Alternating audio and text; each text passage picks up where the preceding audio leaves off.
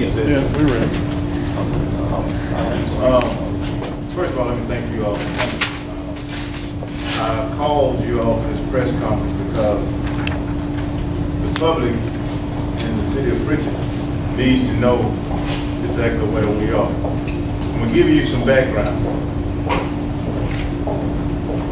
On August the 20th, we have to give the council a budget.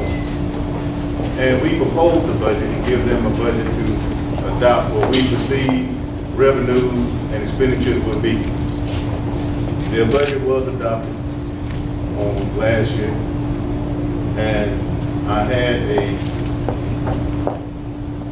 state of the city back in January.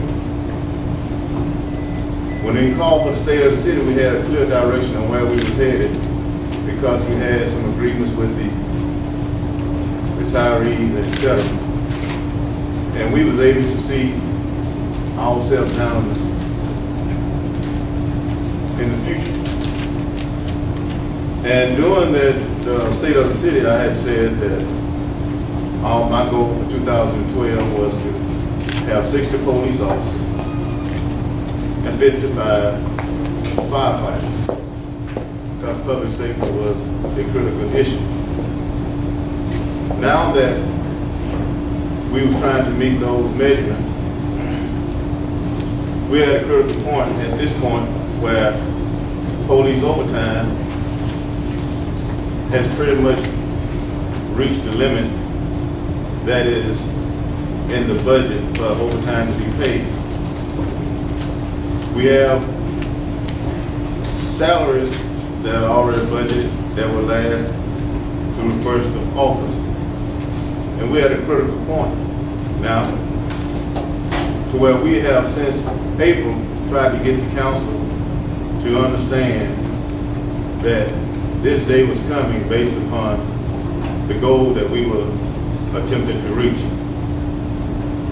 And we're at a point now to where we don't want to be placed in a position to be utilizing unauthorized funds.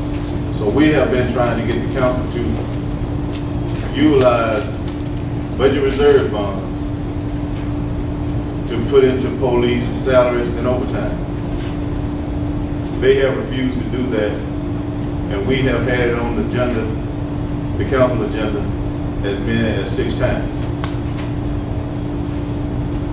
During the time, we have only had 2 council members that have been willing to make sure that public safety is taken serious and we're moving forward on that. One of those council members is Councilman Herman Towner, who's the president, and Councilwoman Osea Evans. We cannot move the city with just 2 council members voting on anything. We have 3 other council members that have abstained from voting to transfer these funds so we can move these line items and continue to pay our officers that's working overtime and that are getting paid by the city. This is the first time since I've been in the city of Pritchett that this is not about we don't have the money to do it. We have the money to do this. It's about not moving to an unauthorized expenditure from the budget that we proposed back in August. The council has within its authority to increase those line items once me as the mayor make the recommendations to move certain lines that have been unexpended or we do not intend to expend so they can authorize a greater use in those areas. Now, if you look out through our city right now, there has been not a time where you have seen more equipment, more police officers, and crime down in this city. And it's strictly because or what we're doing with the police department in this city. I have Chief Jimmy Gardner who's here, and I have my finance director who's here. And they will be glad to, along with myself, answer any questions that you may have. But let me say this here. It's very important that the city council join the other two members of the council that are trying to move this city forward so we can continue to protect our citizens, because that's what it's about. We have an election coming up. This is not about politics. This is about the protection of our citizens. And we're serious about it. So why we're having these challenges, I don't understand. If you're concerned about the public safety and concerned about the citizens in this city, it should be easy to do.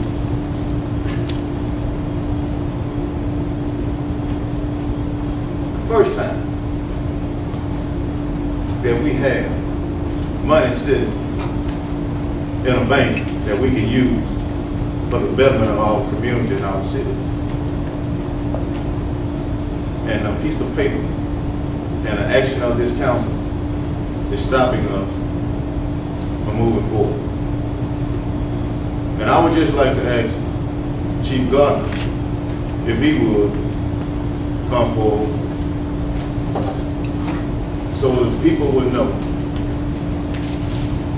how this is going to impact the operations that he has set forth and what we're doing in this city.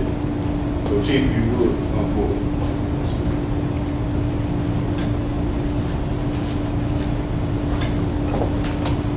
Thank you, Mayor.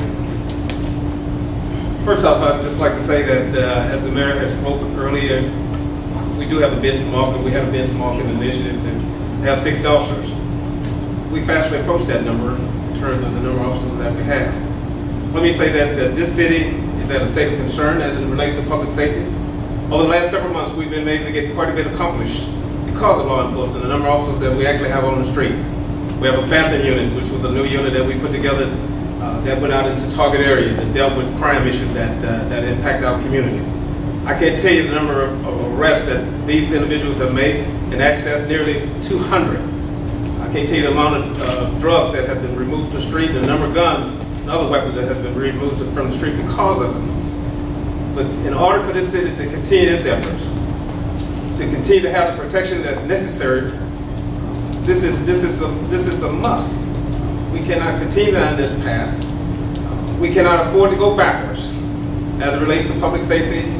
And if this initiative is not taken care of in terms of this budget issue with the council members, then certainly it's going to have great consequences as it relates to the city. We have enjoyed over the last several months, as I said, in terms of being able to deal with much of our crime issues, from murders to robberies to rape and to other crimes that have impacted this community. The number of arrests that we've actually made is because of the fact that we've been able to put together some initiatives that relates to law enforcement to get these kinds of things accomplished. And I cannot reiterate enough the importance of the council to take its responsibility and moving those funds to public safety. Public safety is number 1 on your list. That's your number 1 priority.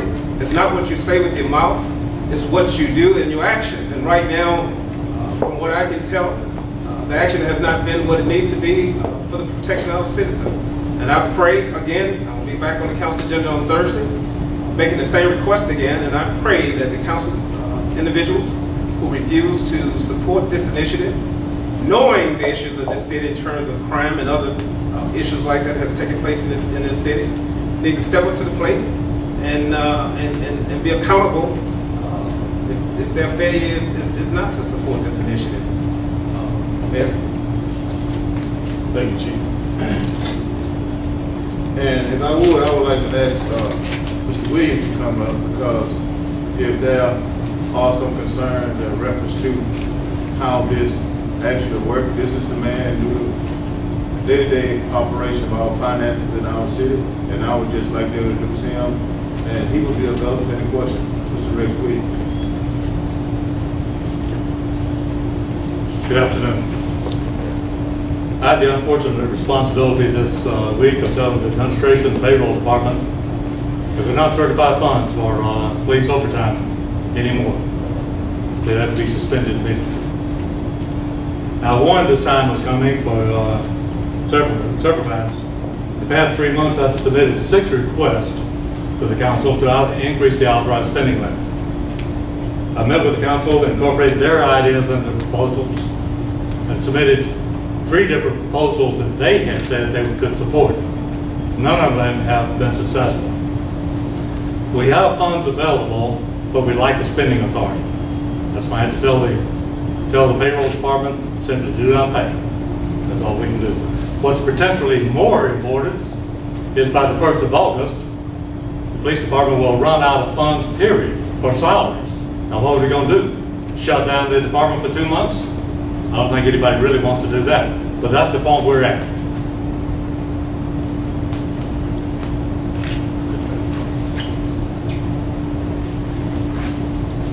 You know, we have these available funds, and we have had council members to say that they would prefer to use those funds to give a private contractor to tear down houses. Now, public safety is for everybody. And we want our citizens to be protected. And with that, we'll be glad to take any other questions. We do have the president of the council here, Councilman Towner, if you would, please come. And he has been one of the leaders on the council and has been trying to work with the council members and finance committee meetings along with the chief and the finance director to get this resolved, and it hasn't. So we have Councilman Herman Towner. Good afternoon. First, let me thank the mayor and the chief. We all have elections, but this is not about election. This is about our citizens. And if you think back just a few months ago, some of these council members that is fighting this budget amendment or transfer from the budget reserve are the same one that came up with the brilliant idea of a curfew.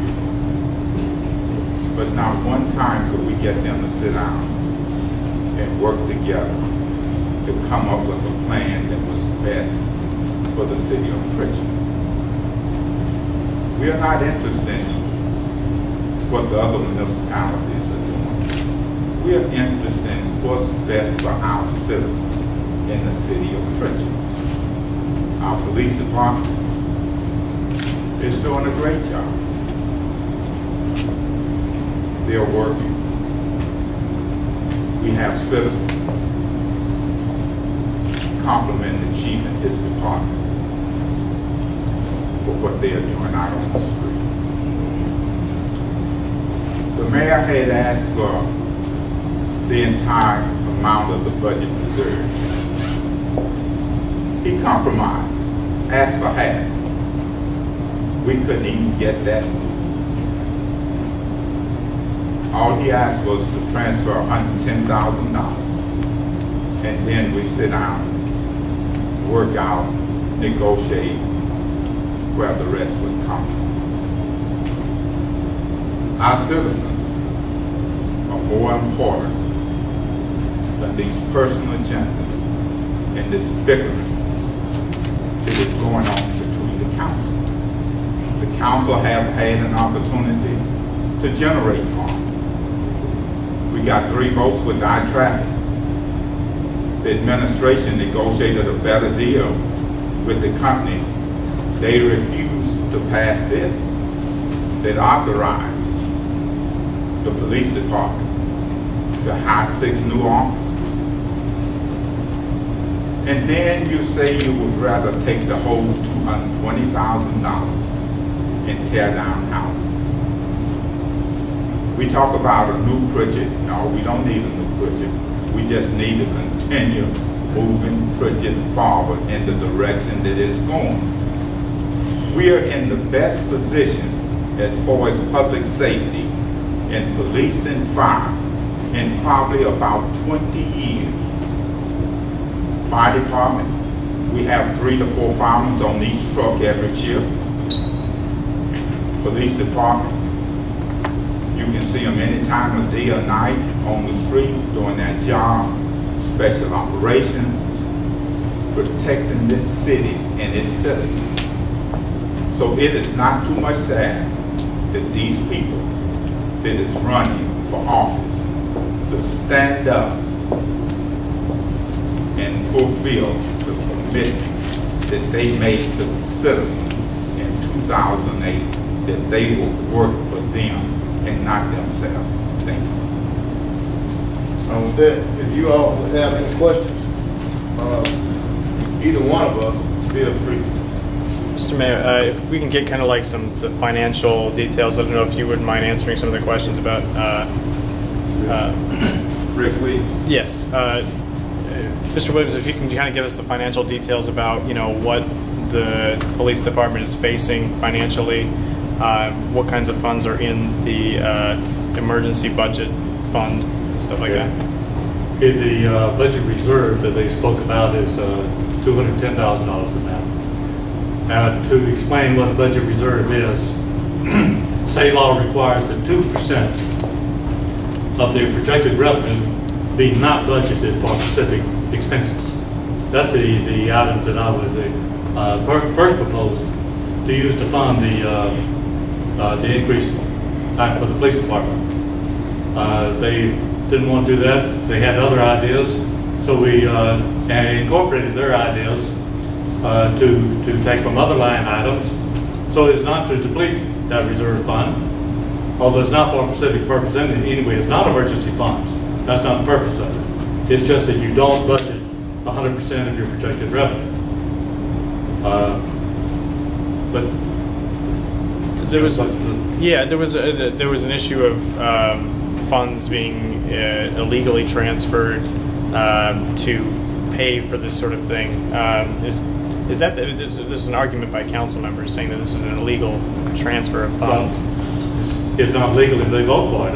That's why I said I couldn't certify payroll, because they hadn't voted on it. So special operations, any incidents can't be covered because I can't authorize funds. The city so they have depleted the overtime funds available. The city says that Mr. Davis said that the city has the money to pay for this thing. Yes. Is that all money coming from that special fund? I mean, is that where the money is coming from for this for the overtime?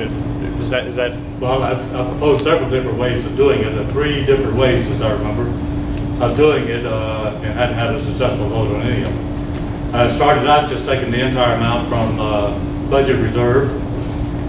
Then we proposed taking it from one of the council people proposed taking it from police administration, from finance. I'm down a position in finance officer, I'm willing to give that up. The other council person proposed taking it from appropriations, and I put that in, incorporate that in an ordinance, and still couldn't get a vote on it. So I don't know what else they want me to do.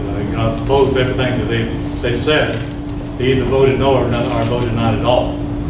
And it requires 3 votes to pass anything. Just to get a sense of kind of how you got to where we're at today. So you made a goal at the beginning of the year to get to 60 police officers, is that right? By the end of 2012, by the end. By end of 2012, okay. And at the point that you made that goal, how many officers did you have? At that point, we had somewhere roughly about 42, 43. Okay. And so why then are we getting to August and you don't have the money, you'll be running out of their actual salary money? Why wasn't that part of the original budget? Well, the original budget, when we proposed it over 1 year ago, it was not a part of it because, number one, as I said earlier, we was trying to make sure that we had the funding for the agreement with the retirees. Okay. Once we met that agreement, then we was able to see where we was able to move from with our dollars that we had, what we proposed to come in. And what we did is we really streamlined our budget last year because of the unexpectation of revenues would be coming in because of the recession, and as well as trying to make sure that we took care of we had the money that we were going to have to put up front in April, set aside for the retirees, which was $600,000. So that's when we started, when we got all these dollars put where we was able to kind of see for ourselves where everything worked. That's when we started making the proposals to meet these obligations on the increase of officers and everything because the funding was there, but we just needed to transfer the line items to get the funding to those areas of the lines. And if you heard Councilman Towner earlier, 6 of the police officers was approved to be hired in the eye traffic. That was a revenue generator. And we hired 6 officers to start getting trained for that.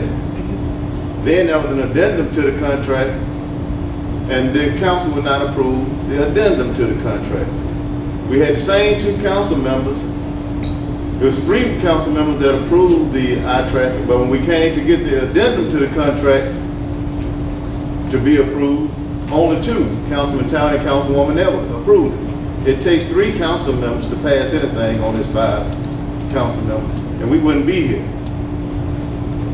So I guess they proposed that we just lay police off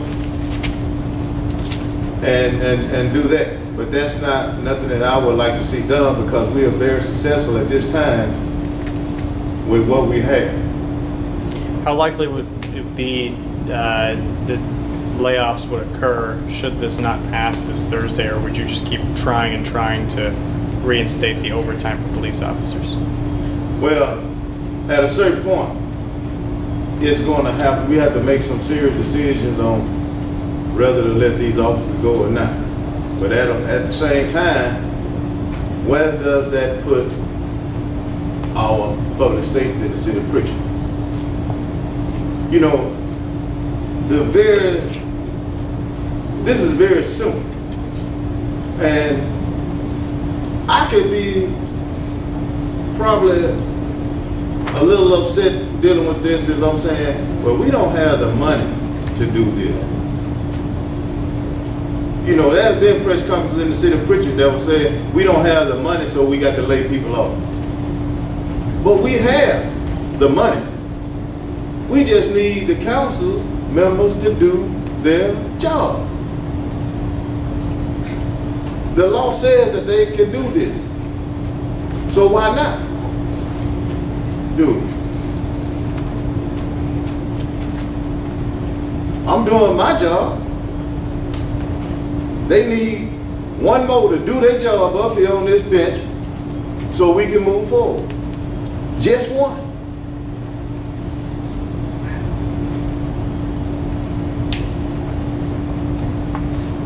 I have a question. In regards to the money that's there in the reserve and they want to use it to tear down abandoned houses, and they will not accept the half, the 110, correct?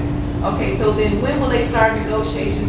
Do they have some kind of plan already set out for this, private construction, demolition? Not that I know of, but let me explain the way this government body operates. Once the budget has been approved by the council cannot change anything unless it's proposed by my office. The mayor has to make the proposal. They can't just get together and say, well, we're going to change anything around. The law says that the mayor has to make the proposal, and then it's up to the council to act and make those decisions, to approve or to reject. And that's where we are now. We made the proposal 6 times and kept going back and forth trying to work with what they said they could agree to with the proposal. And we did that, and they still don't vote for it. So it's clearly is not working on behalf of the people. It's an attempt to create an issue within the budget.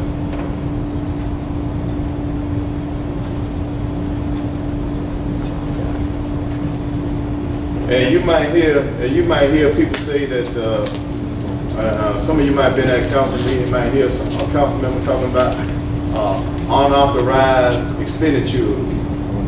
If we keep spending outside that line item, that's what they're talking about. So that's what they try to create to prove they got some facts right.